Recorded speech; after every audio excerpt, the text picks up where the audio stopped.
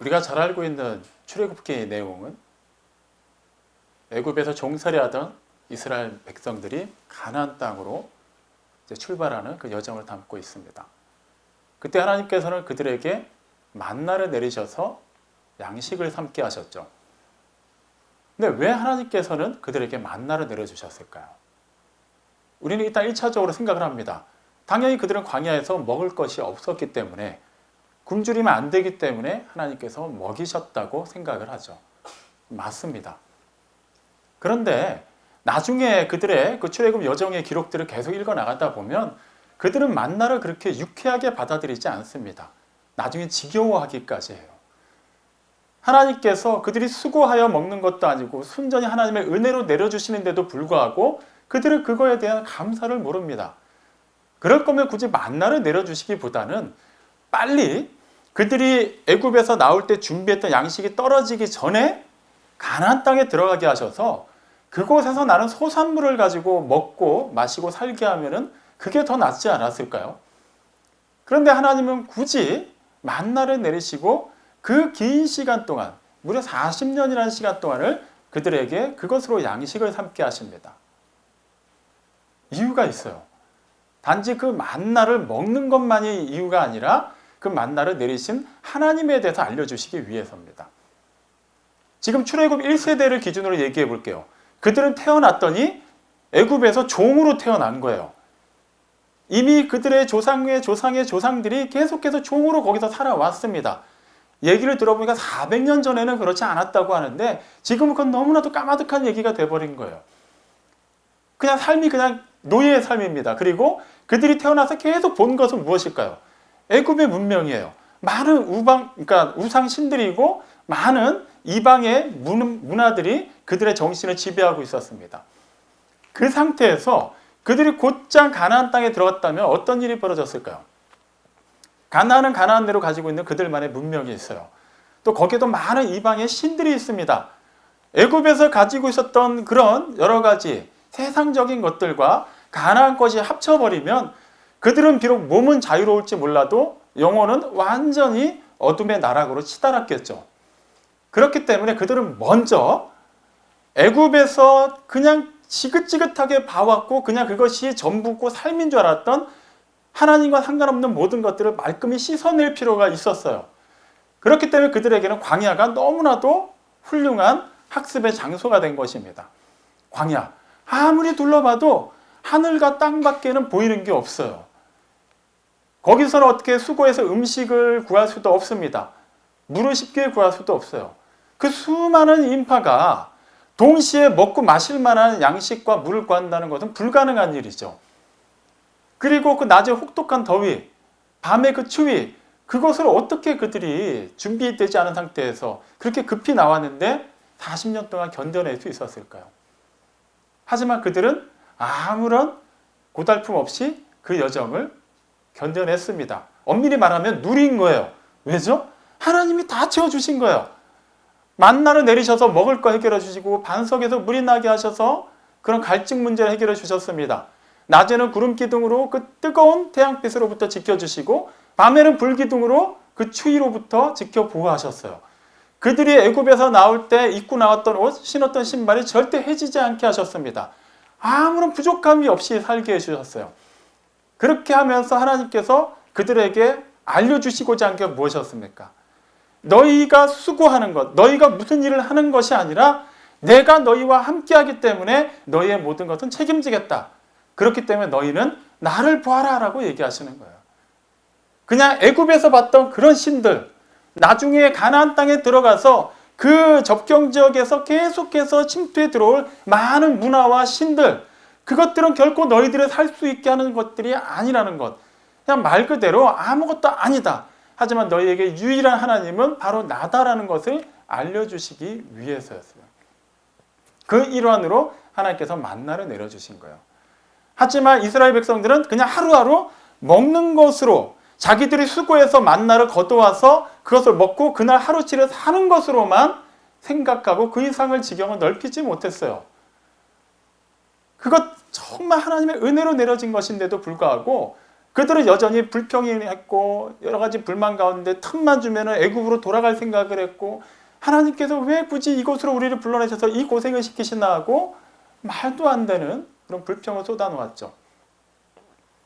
하나님께서는 하나님이 하시는 그 일들을 통해서 우리가 그 일에만 집중할 때 그러한 오류에 빠질 수 있다는 것을 계속해서 상기시켜 주십니다. 제자들을 부르셨어요. 예수님이. 그 이유는 무엇일까요? 제자들로 하여금 하나님의 나라를 증거하게 하기 위해서였어요. 그런데 제자들을 쫙좀 불러가지고 아무것도 없는 상태에서 다짜고짜 복음을 전해라라고 이렇게 얘기하셨나요? 그러지는 않았어요. 예수님께서는 계속 그들에게 말씀하셨고 표적을 보여주셔서 그들로 하여금 확실히 보고 듣고 믿게 하셨습니다. 하나님이 우리의 자녀 삼아주신 것도 마찬가지예요. 단지 우리 각자가 구원받고 그냥 천국 가는 걸 보증받는 것으로 끝나게 하기 위해서 불러주신 게 아닙니다. 우리를 구원하시고 또한 우리를 통해서 하나님의 살아 역사심을 증거하시기 위해 그렇게 우리 한 사람 한 사람을 불러주신 거예요. 그렇게 하나님께서는 그분이 하시는 놀라운 일들을 통해서 바로 그분이 누구이신지를 먼저 우리가 알기를 원하십니다. 그래야만 우리는 내가 믿는 하나님이 어떤 하나님이고 그 하나님이 나에게 어떠한 일을 하고 계시고 지금도 그분을 함께 하시고 그분은 나를 통해서 크고 놀라운 일을 이루신다는 것을 계속해서 이어갈 수 있게 되는 것이죠. 요한복음 6장은 예수님께서 오병이어의 기적을 행하시고 그 일과 관련한 그 다음의 일들이 계속해서 이어집니다. 오늘 읽은 본문도 마찬가지예요. 이미 그 기적을 체험한 사람들 가운데 상당수의 무리가 예수님을 찾아서 가버나움으로 왔어요.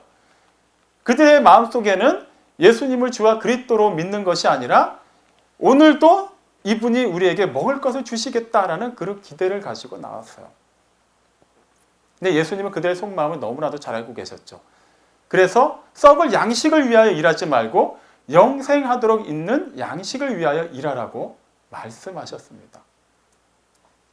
그랬더니 오늘 읽은 본문 6장 28절에 보면 그들이 그 말을 듣자마자 곧장 반응을 해요. 보통 상식으로 받아들이면 그게 무슨 말이지? 우리가 일하는 게 썩을 양식을 위한 거면 우린 일을 하지 말라는 것인가? 영생하도록 있는 양식은 도대체 어떤 일을 얘기하는 것이지? 이렇게 받아들여야 되는데 그들은 너무나도 자연스럽게 그리고 자신 있게 묻습니다. 우리가 어떻게 하여야만 하나님의 일을 하오리까? 그들은 마치 자기들이 주님이 말씀만 하시면 하나님의 일을 다 할 수 있다고 그렇게 여기듯이 얘기를 하고 있어요.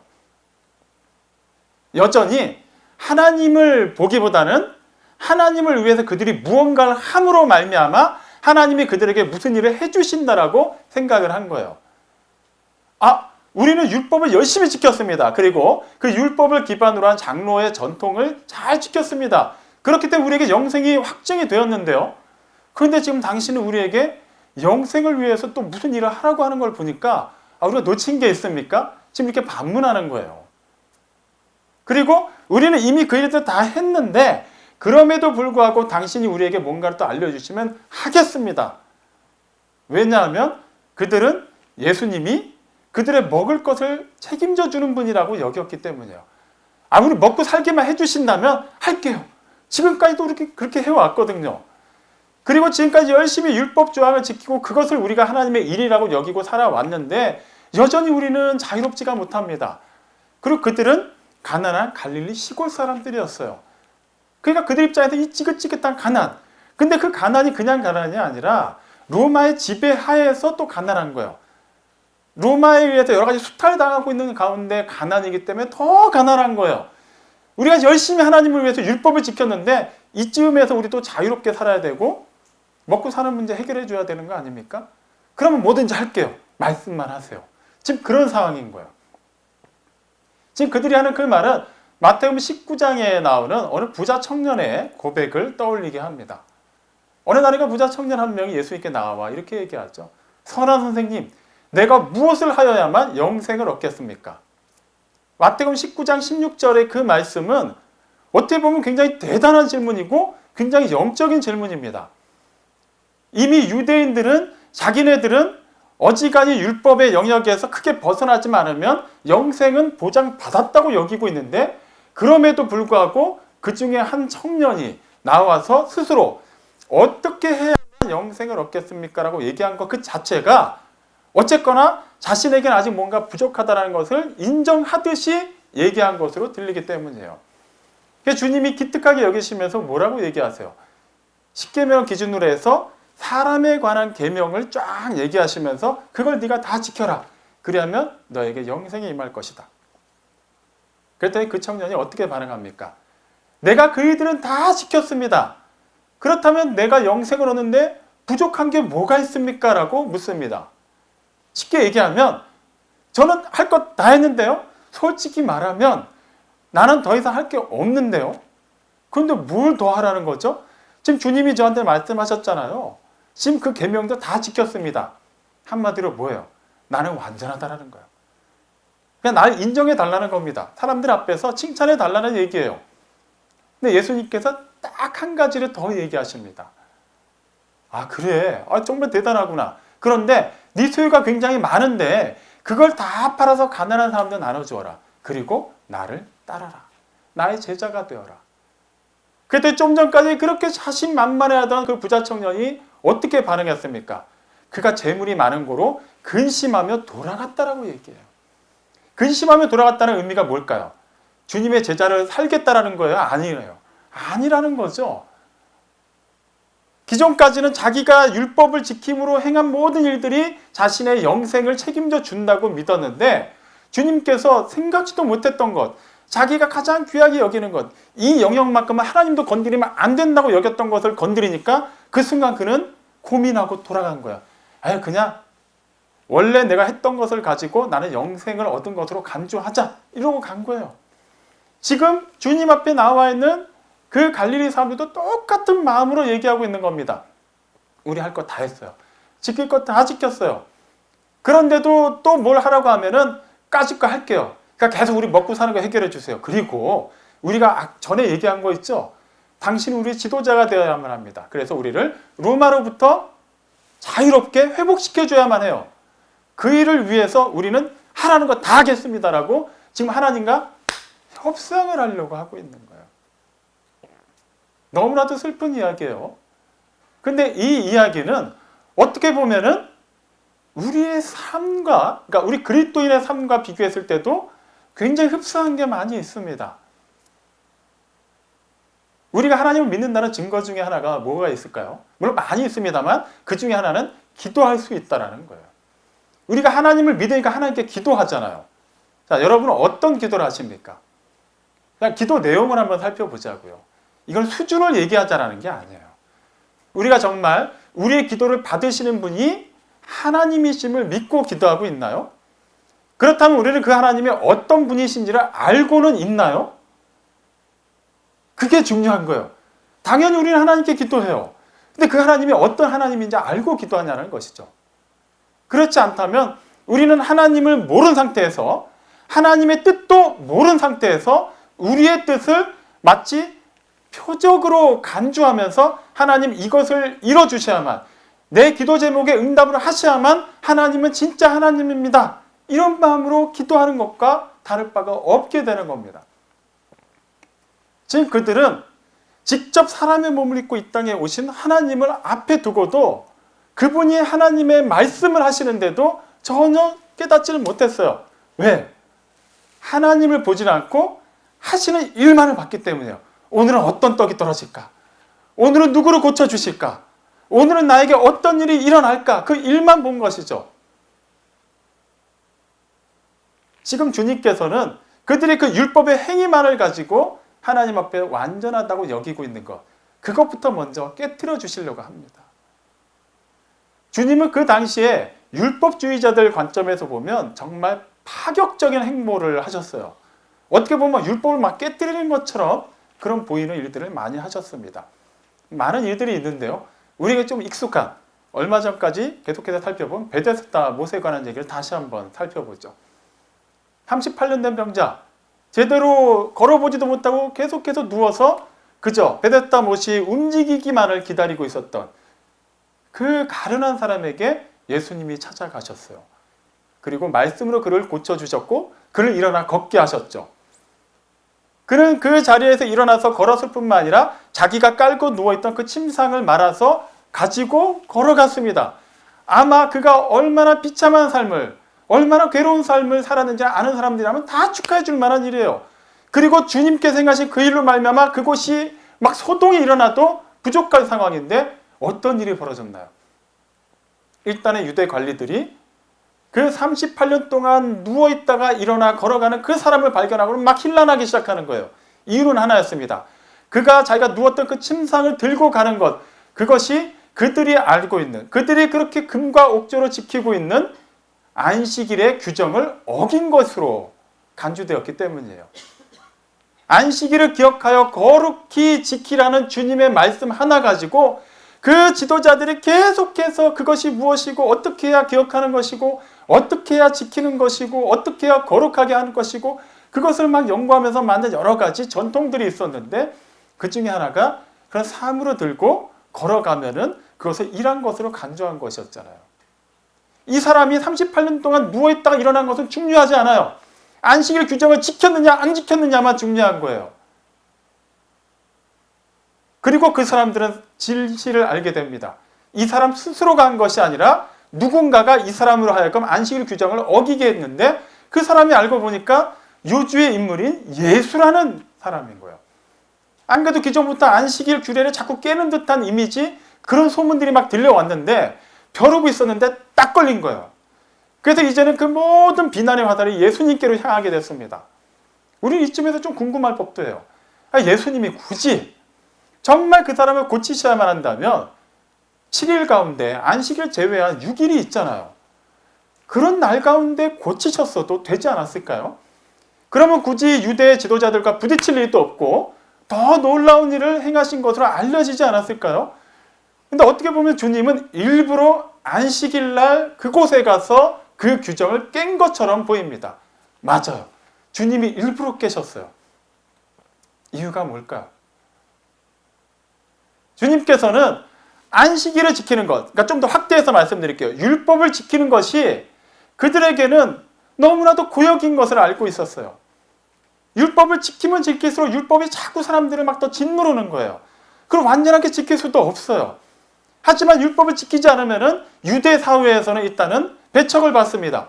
그리고 더 나아가서 하나님께서 진노하실 수 있기 때문에 그들이 율법을 지킨다는 것은 그냥 두려움 그 자체였어요. 그냥 기계적인 거야. 죽기 싫어서. 그 유대 사회에서 그냥 기본적으로 대인관계 원만하게 유지하기 위해서는 율법 조항도 지켜야 되고 장로의 전통도 지켜야 되는 거예요. 어떠한 사랑도 없습니다. 어떤 은혜도 없는 상태에서 늘 막 신경 쓰면서 스트레스 받으면서 지켜야만 했어요. 근데 그 율법을 주신 하나님은 어떤 하나님이세요? 공의의 하나님이시지만 또한 사랑의 하나님이십니다. 사랑의 하나님이 주신 계명인데 왜 사람들을 힘들게 하냐는 거예요. 근데 사람들 입장에서는 힘든 거예요, 이게. 이거를 안 지키면 혼나기 때문에 말이죠. 하나님께서 율법을 주신 이유는 무엇일까요? 그럼 다시 좀 근본적인 질문으로 한번 올라가 보겠습니다. 하나님을 알려주시기 위해서요.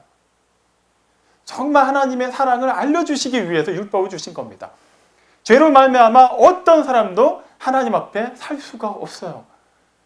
그래도 이 세상에서 착하게 살면 되지 않을까요? 남들보다 어떻게든 좀 뛰어나게만 살면 그래도 하나님이 인정해 주시지 않을까요? 근데 중요한 것은 하나님은 소멸하는 분이십니다. 그분의 그 거룩, 그분의 의에 합치되지 않으면 그 수준에 똑같이 맞지 않으면 그 어느 것도 다 타서 없어지고 소멸하게 돼 있어요. 차라리 죽고 끝나면 다행인데 그것은 그냥 끝나는 게 아니에요. 영원한 멸망의 형벌입니다. 그렇기 때문에 하나님께서는 하나님의 그 사랑으로 그들을 다 죽는 것을 용납하실 수가 없는 거예요. 그래서 먼저 하나님을 경솔하게 여기고 하나님을 아무렇지도 않게 대함으로 말미암아 죽는 것을 막기 위해서 먼저 율법을 주신 거예요. 사랑하기 때문에 주신 거예요. 뜨거운 난로가 있다고 쳐볼게요. 어느 공간에. 그 난로 근처에 가면은 따뜻하고 어느 정도 그 복사열에 의해서 그 공간이 다 따뜻해집니다. 하지만 그 난로에 손을 대면은 손이 화상을 입게 돼요. 그렇다고 해서 막 그 난로를 막 탓하면 안 되죠. 그 난로는 분명히 그 추위를 몰아내고 그 공간에 있는 사람들에게 열기를 주기 위해서 있는 굉장히 중요한 도구입니다. 하지만 그만큼 또 소중하게 다뤄야만 그 혜택을 누릴 수가 있게 되는 거예요. 하나님이 그런 맥락으로 율법을 주신 거예요. 그런데 사람들이 그 율법의 참된 정신을 알지 못하고 율법을 주신 하나님을 보지 못하고 율법 조항을 지키는 것, 그들이 무엇을 하는 거에만 집중을 하기 시작했어요. 그러니까 남들보다 내가 열심히 하면 나는 어깨에 힘이 들어가는 거예요. 남들보다 내가 좀 더 못하면 불안불안하기 시작한 거예요. 하나님과의 관계는 상관이 없고 율법을 얼마나 지켰느냐 못 지켰느냐 그것만 갖고 쩔쩔매게 된 겁니다. 그래서 주님이 그곳에 오신 거예요. 베데스다 곳에 오셨어요. 그래서 안식일의 주인이 오셔서 하나님 나라를 선포하신 겁니다. 알려주신 게 뭘까요? 그들이 생각한 것은 안식일을 지켜야만 그들은 화평해지는 거예요. 뭔가 불안함이 없어지는 거예요. 뭔가 이번 한 주 동안은 문제없이 살 수 있게 뭔가 기본적인 뭔가를 이렇게 우리가 지불한 거예요. 그리고 그 38년 된 병자 입장에서는 뭐예요? 어떻게든 물이 움직일 때, 천사가 내려와서 움직일 때 자기가 먼저 들어가기만 하면 낫는 거예요. 지금 그곳에 있는 유대인들, 그 병자들, 그들의 생각은 온통 이래가 있었습니다. 내가 저 물에 들어가야 되는 거예요. 내가 이 안식일 규정을 지켜야 되는 거예요. 그래서 주님이 그곳에 오셔서 얘기하신 겁니다. 너희가 안식일을 지키는 것이 아니라 안식일이 너희를 지켜주어야만 너희가 진짜 회복될 수 있고 고침받을 수 있고 살아날 수 있다는 거예요. 그래서 그 안식일의 주인 되신 주님이 직접 오신 겁니다. 그래서 그 병자를 고쳐주셨어요. 그는 뭘 해야만, 누군가가 도와줘야만 된다고 생각했던 그 일을 주님이 오셔서 해주신 거예요. 안식일의 주인이신 주님이 직접 오셔서 그 안식일의 평안과 안식일의 회복과 그 은혜를 선포하신 겁니다. 그런데도 사람들은 그걸 보지 못했어요. 안식일 규정을 지켰냐 어겼냐 그걸 따지고 있었고 그냥 그 사람은 뭔지도 모르고 나 걷게 됐다고 그냥 걸어가고 말았습니다. 우리는 어때요? 열심히 주일 성수를 하니까 그것으로 그냥 기본은 한 건가요? 주일 성수 넘어서 조금 더 나아가서 다른 봉사도 하니까 그래도 좀 더 나은 건가요?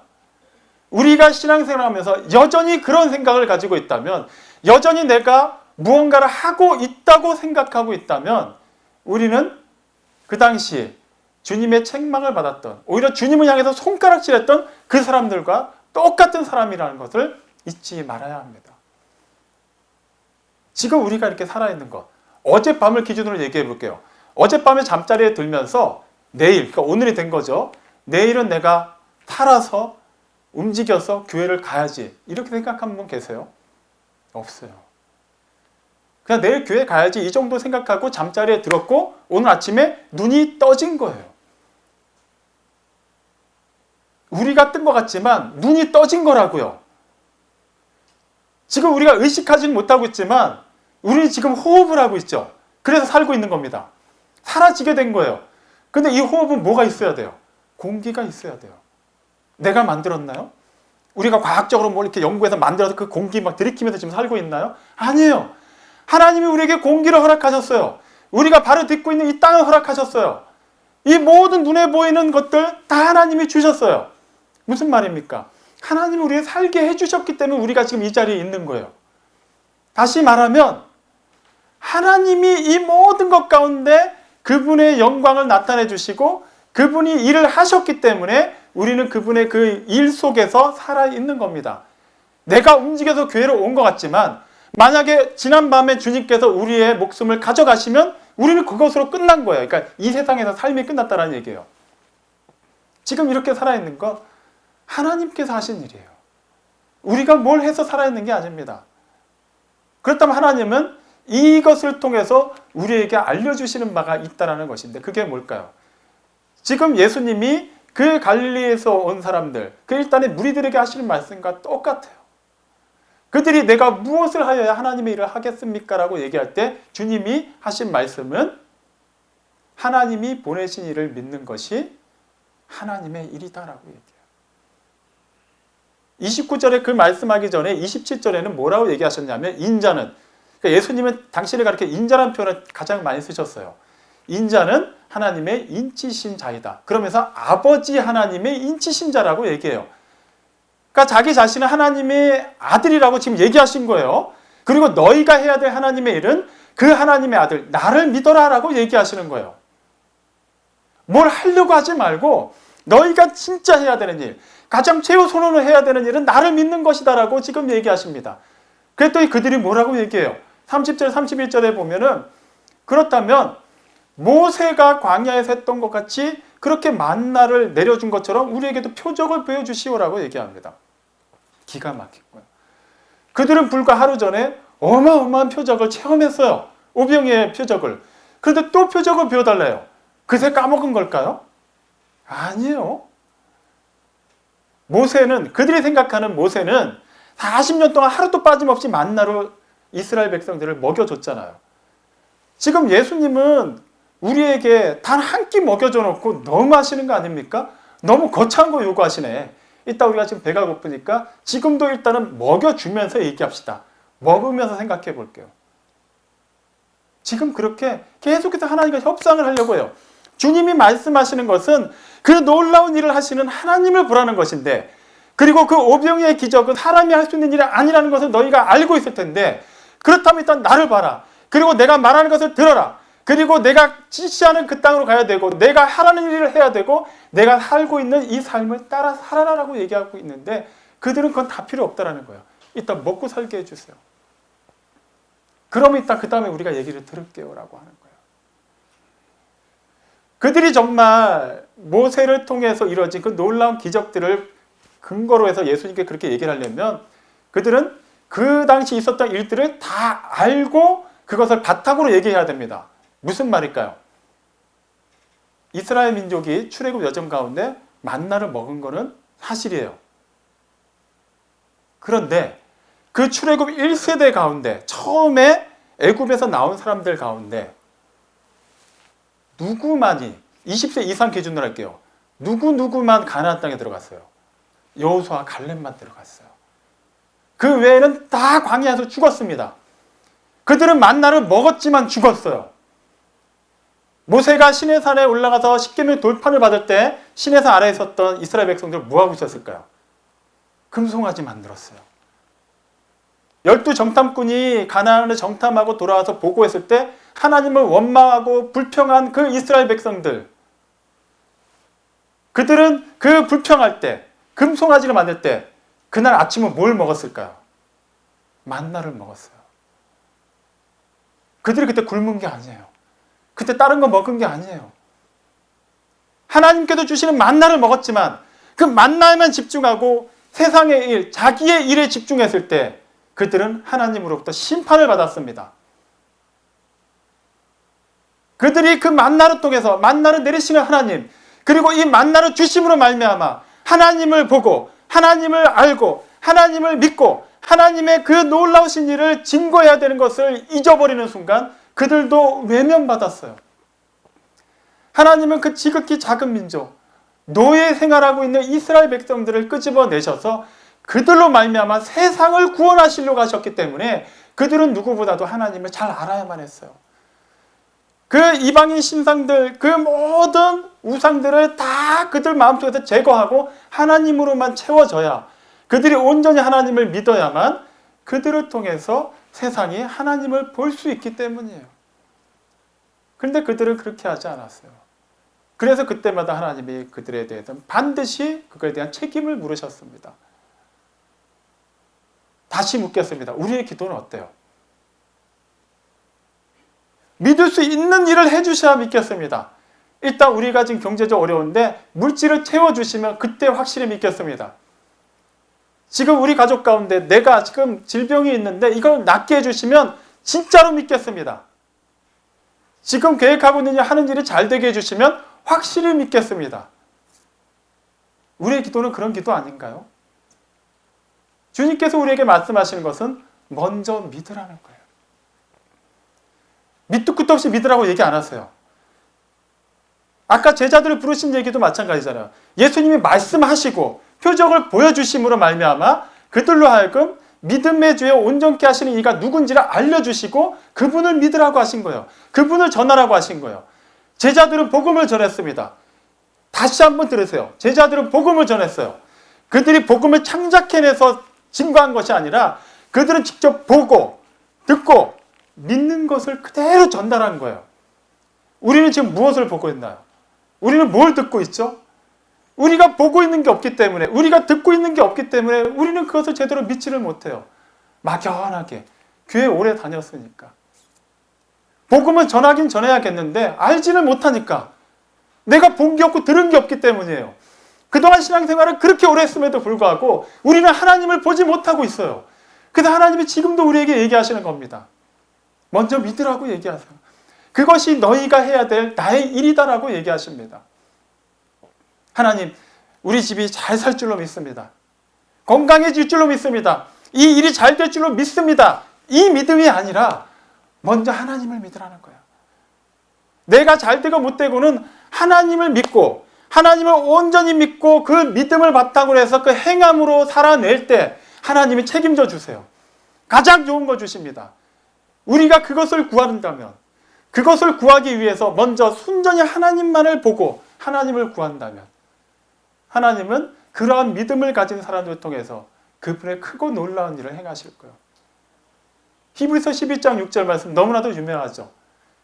믿음이 없이는 하나님을 기쁘시게 하지 못하나니 하나님께 나아가는 자는 반드시 그가 계신 것과 또한 그가 자기를 찾는 이에게 상 주시는 이심을 믿어야 할지니라. 하나님은 반드시 계십니다. 반드시 우리의 기도 가운데 역사하시고 우리와 함께 하시는 임마누엘의 하나님입니다. 또한 그분을 그분에게 그대로 믿고 진실하게 찾을 때 상 주시는 하나님이십니다. 사랑하는 성도 여러분, 정말 여러분 각자에게, 우리 각자에게 하나님의 일이 하늘에서와 같이 땅에서도 이루어지기를 소망하고 계십니까? 우리 한 사람 한 사람에게, 우리 가정 위에, 우리 일터에, 우리 만남 속에, 포예마 우리 교회 위에 하나님의 크고 놀라운 일이 진실하게 이루어지기를 소망하고 계십니까? 그렇다면 먼저 하나님의 말씀을 믿으십시오. 하나님께서 계속해서 기록된 말씀을 통해서 보라고 하시고 하나님의 말씀을 들으라고 하시고 하나님께서 성령님의 그 감동하심 속에서 깨달음을 주실 때 그대로 반응하고 믿고 따르라고 하십니다. 믿고 따르십시오. 무엇을 하려고 하지 말고 우리를 통해서 역사하시고 그 믿음으로 하나님께 드릴 때 우리를 통해서 일하시는 하나님만을 믿으십시오. 그것이 하나님의 일입니다. 그것이 우리 각자에게 포예마 우리 교회에 허락하신 하나님의 작정하신 일입니다. 하나님께서 그 일을 이루어 가시는데 기쁨으로 감사함으로 쓰임받는 우리 모두가 되시기를 주님의 이름으로 축원합니다.